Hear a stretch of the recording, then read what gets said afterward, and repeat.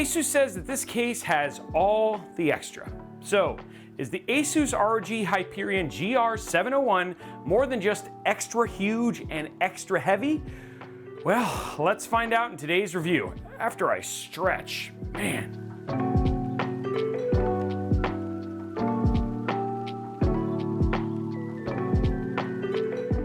There is nothing not extra about this case. From its edgy design to its overall size, this case is meant to stand out. But I would say in a more positive way than the older ROG Helios. I mean, looking at the case itself, even though it has a lot of overstated features like the bars and the side panels and the overall look, it's more refined and, dare I say, more understated than like that lit up tempered glass front panel of its predecessor, the Helios. I mean, don't get me wrong, I love the EVA one, but that thing was gaudy. But it's not just the looks that ASUS is going for here. I mean, again, this thing looks aggressive. But this is supposed to be a high performance case that you can put any high-end build into and hopefully have it perform. Why high-end, Robey? I mean, would this not work for like your 4070 build or crushing it with your like AMD Radeon 6800? Well, it's because the case itself retails at $499.99, which is the cost of a lot of GPUs and CPUs. So not sure this is targeted at anything below like your 4080, 4090, like what we have here, or your 7900 XTX or 7900 XT, paired with a high-end AMD or Intel CPU, or anything on the upper end of the cost spectrum. I don't know, maybe throw a Threadripper in here or whatever it is. Okay, so before I get too crazy, man, I've already broken up a sweat, let's take a step back and cover the basics. I mean, what do you get for $499.99? Well, let's start with size because you get some girth. The ROG Hyperion, and no, I'm not gonna say the GR701 every time, the ROG Hyperion comes in at 268 millimeters by 639 millimeters by 659 millimeters, which all of you European or metric people are like, whoa. But for those of us in the US, that's 10.55 inches, 25.15 inches by 25.94 inches, or roughly the size of the Eiffel Tower. Maybe not that tall, but maybe as tall as the Vegas one? Okay, that's still probably too big, but it's at least as tall as the Lego one. I will definitely say this, it weighs more than the Lego Eiffel Tower, coming in at 20.8 kilograms, or 45 pounds. That's roughly the weight of 5 medium-sized bowling balls. That's a big case, and it's hefty. But with that size comes a lot of features, including some that are interesting, if I say so myself. So let's kick it off first with the front I/O panel. We got one headphone/microphone jack, four USB 3.2 Gen 1 ports, one USB 3.2 Gen 2 Type-C port, one USB Type 4 port, that's right, Type 4, or one USB 3.2 Gen 2 by 2. That can be either one. And it's got an LED control button and a reset button. Now it's important to note that the two USB Type-Cs that are up at the front are capable of 20 gigabits per second and 60 watt fast charging, depending on the support of your motherboard. Again, targeting kind of those higher end features because some of that is not on your basic board. For RGB, you got RGB lighting around the front panel area, the two triangles that kind of sit in between the big crossbars that surround the entire case, which you can carry the build with if you need to, and you will need to because it's freaking heavy. Or you could even do one of those Highland games and do the toss. Continuing around the outside of the case, and the last feature before jumping to the inside is the two massive tempered glass doors that sit on both sides. Now there are gaps in the front of the tempered glass that allow airflow to be pulled. I feel this is quite the gesture here, but to be pulled into the case and then exhausted out the top and the back if you set up your airflow that way, which I would agree, based on what I've seen from what we've tested so far, that is the ideal way to set it up. Okay, so enough about the outside of the case. Let's head inside like a real estate tour, because this case is almost big enough it could be on a real estate website with like a 3D tour. So what exactly does this massive case support? Well, for motherboards, you can do eATX all the way down to mini ITX.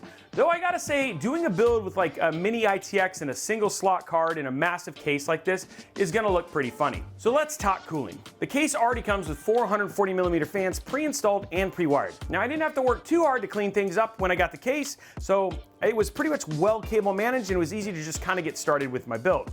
And you could do the same thing. For radiator support, you can do up to 420mm AIO on the top and also a 420mm AIO in the front, which is awesome for folks wanting to do like 13900KS builds, or even have like 7950Xs from AMD running and pushing themselves to the absolute limit. For fans, it matches that of the radiators. You can either do 320mm or 340mm fans in the front and the top, and 120mm or 140mm fan in the rear. So that's a lot of cooling options for AIOs and custom liquid cooling. But what if you wanted to do like an air cooler and bathe in the airflow of all those 140mm fans? Well, you're looking at a cooler with a maximum height of 190mm, so pretty much any of your big tower coolers should fit in here, no issue. And they could still say, echo, echo, and like it would, I mean, it's a massive chamber in there. For you storage fiends, you have 5 2.5-inch bays to install drives in, as well as 2 additional 2.5-inch / 3.5-inch combo bays for either SSDs or physical HDDs. Lastly, down in the PSU shroud, you have 240mm of space for your PSU,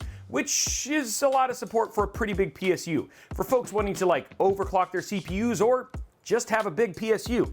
There's no judgment here. If you remove the drive cages, you obviously have a much larger area for some of that oversized PSU and obviously cable management space. Now, just as an FYI, and you can see it right here, there is a window for the PSU. So if you have like an ROG Thor, like what we have right here, or a similar PSU with like a display, then that's another plus for the case. If you're gonna get something ugly, you may want to consider replacing this with like a screen or maybe some duct tape or something else to make it not stick out. Now finally, one of the big selling points for this case is the GPU support, and that's up to 460mm.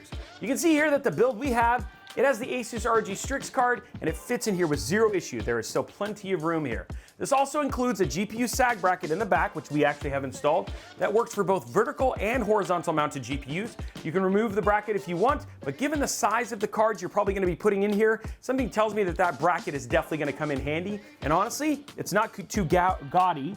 I mean, you can hardly see it. Okay, so you now know what it holds, but I mentioned some additional features that are like freebies or bonuses. Well, first off, one of the coolest things I like is the side panel, which in its stock configuration is this ROG themed lighting panel. However, you can reconfigure or remove it to either have 120mm fans up to 3 or add 3 2.5-inch SSDs. It's a pretty cool feature, and honestly, the panel's pretty neat. Popping down to the bottom of the case and integrating into the PSU shroud, you have a hidden compartment that allows you to house a nice screwdriver that comes with the case, and a place to put leftover screws or a USB stick or whatever. How much are you gonna use it and how gimmicky is it? Well, that's up for you to decide. Okay, moving around to the back, there's quite a bit of room back here for cable management. They did a good job of creating a lot of surface area for you to mount RGB controllers and the works. You do need to be cognizant of the plastic cover that is made to go over the back to hide all the cables. So some pre-planning around that would be a good idea. It was also really nice of Asus to include a PWM hub and an RGB hub for the case that supports up to 8 RGB components and up to 6 PWM fans, which is good because, I mean, again, you got 4, your AIO is probably gonna be controlled by potentially 1, and you're gonna put that on CPU anyway, so that gives you 3 more fans, which means most of the fans that you're gonna add to this case can be controlled just via the hub, as well as the lighting if you wanted to. So let's pop a build into this huge case, and then we'll talk a little bit about the build experience.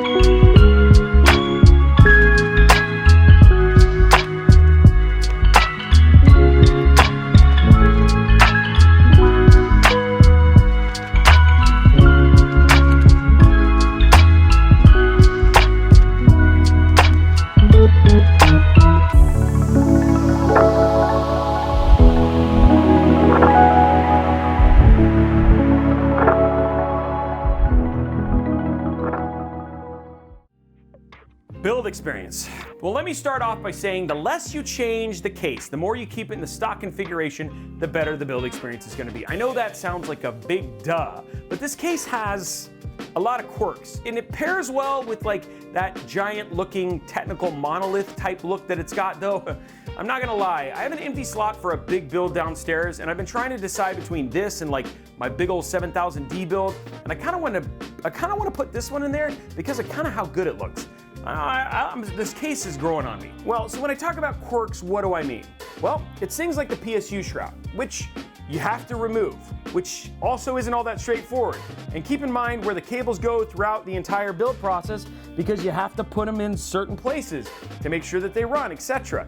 Way better than the Helios was, but it can be frustrating when you put it all back together and find out the cables are in the wrong place or are blocking your ability to do it nicely, and it's a little bit more painful, though better than what it used to be. The same thing goes with like routing cables to different parts of the cases. I mean, there's a lot of distance between here and here, which reminds me, this thing does include 2 extensions for your PSU cable runs, so that way you can go all the way from the PSU up to the CPU EPS connectors up here on the top for the motherboard. It all looks nice, and when it's done, it's nice to be able to hide a lot of cables, but it adds like a +10 difficulty to your build on your character sheet. Now, the only other warning is to pay attention to the cable covering on the back of the case, which I mentioned a little bit earlier, to hide the cable management. It's got specific places to route cables. It's better than the Helios was for sure, which is good, but I like to give people a heads up. If I can make one person's build experience better, for just the one of you who watched this review, then I've won. Okay, so with build experience out of the way, does this case deserve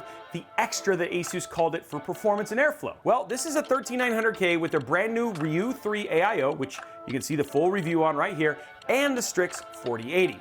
Well, let me just start with, it kept this beast at bay with the 360mm AIO, and that's with multi-core enhancement and all that stuff, which is a feat, because at load we saw temperatures at 92 for the CPU and a very nice and manageable 58 degrees for the GPU when under load.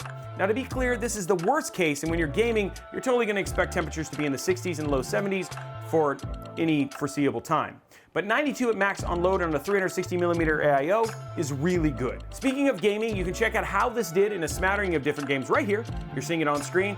So if you want to go and build this build for yourself, you can see all the parts and watch the stream right here and just follow along. Okay, so let's wrap this up. The ROG Hyperion is not your average case.